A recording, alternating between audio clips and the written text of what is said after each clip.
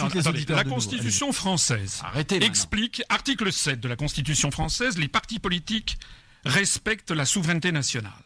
Je vous ai dit que le simple fait que l'UMP, le Parti Socialiste, les autres, le MoDem, ELV, est appelé à voter oui à la Constitution européenne, puis ensuite est fait dans le dos des Français la ratification du traité de Lisbonne, je dis que si les mots ont un sens, ce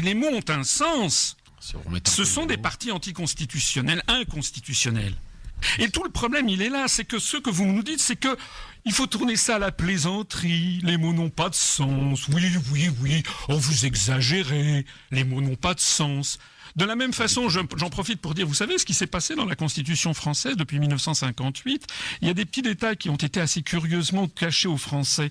Il y avait l'incrimination de haute trahison dans l'article 68.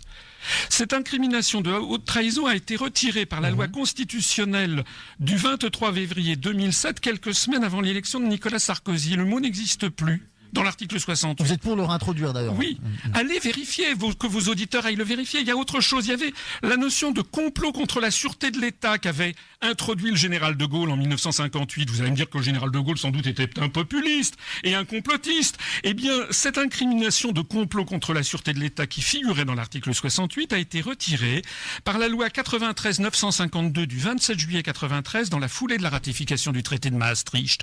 Vous ne croyez pas que les gens qui ont fait ça avaient une idée derrière la tête, à votre avis ? Vous ne croyez pas que ça sert il faut avoir une idée derrière la tête pour faire retirer de la loi suprême de la France les notions de haute trahison et de complot contre la sûreté de l'État, au moment même d'ailleurs où l'on fait ratifier le traité de Maastricht ? Moi j'aimerais que... Alors évidemment, après on me dit, je suis un populiste.